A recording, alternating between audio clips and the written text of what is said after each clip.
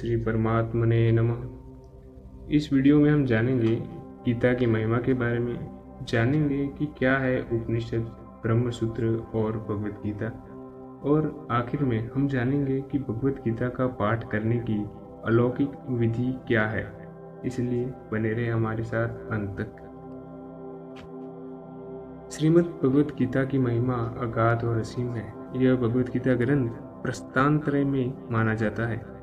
मनुष्य मात्र के उद्धार के लिए 3 राजमार्ग प्रस्थानत्रय नाम से कहे जाते हैं। एक वैदिक प्रस्थान है जिसको उपनिषद कहते हैं, एक दार्शनिक प्रस्थान है जिसको ब्रह्मसूत्र कहते हैं, और एक स्मार्त प्रस्थान है जिसको भगवत गीता कहते हैं। उपनिषदों में मंत्र है, ब्रह्मसूत्र में सूत्र है और भगवत गीता में श्लोक है। भगवत गीता में श्लोक होते हुए भी भगवान की वाणी होने से यह मंत्र ही है। इन श्लोकों में बहुत गहरा अर्थ भरा हुआ होने से इनको सूत्र भी कह सकते हैं। उपनिषद अधिकारी मनुष्यों के काम की चीज है और ब्रह्मसूत्र विद्वानों के काम की चीज है, परंतु भगवत गीता सभी के काम की चीज है। भगवत गीता एक बहुत ही अलौकिक विचित्र ग्रंथ है।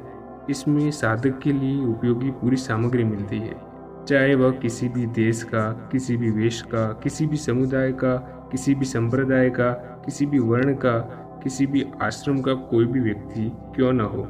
इसका कारण यह है कि इसमें किसी समुदाय विशेष की निंदा या प्रशंसा नहीं है, प्रत्युत वास्तविक तत्व का ही वर्णन है।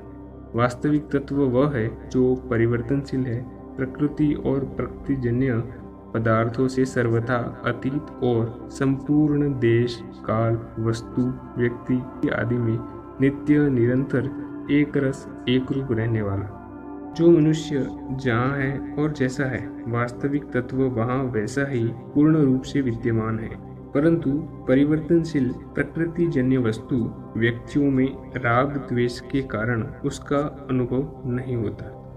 सर्वथा राग द्वेष रहित होने पर उसका स्वतः अनुभव हो जाता है।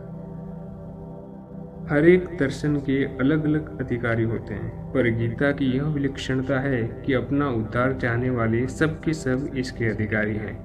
भगवत गीता में साधनों का वर्णन करने में, विस्तार पूर्वक समझाने में, एक एक साधन को कई बार कहने में संकोच नहीं किया गया है, फिर भी ग्रंथ का कलेवर नहीं बढ़ा है। ऐसा संक्षेप में विस्तार पूर्वक यथार्थ और पूरी बात बताने वाला दूसरा कोई ग्रंथ नहीं दिखता। गीता एक प्रसादित ग्रंथ है। इसका आश्रय लेकर पाठ करने मात्र से बड़े विचित्र, अलौकिक और शांतिदायक भाव स्फुरित होते हैं। इसका मन लगाकर पाठ करने मात्र से बड़ी शांति मिलती है। इसकी एक विधि यह है कि पहले गीता के पूरे श्लोक अर्थ सहित कंठस्थ कर लिए जाए, फिर एकांत में बैठकर गीता के अंतिम श्लोक यत्र योगेश्वर कृष्ण यहाँ से लेकर गीता के पहले श्लोक धर्म क्षेत्रे कुरुक्षेत्रे यहाँ तक बिना पुस्तक के उल्टा पाठ किया जाए तो बड़ी शांति मिलती है। यदि प्रतिदिन पूरी गीता का एक या अनेक बार पाठ किया जाए तो इससे गीता के विशेष अर्थ स्फुरित होते हैं। मन में कोई शंका होती है तो पाठ करते करते उसका समाधान हो जाता है। वास्तव में इस ग्रंथ की महिमा वर्णन करने में कोई भी समर्थ नहीं है। अनंत महिमाशाली ग्रंथ की महिमा का वर्णन कर ही कौन सकता है। ओम श्री परमात्मने नमः।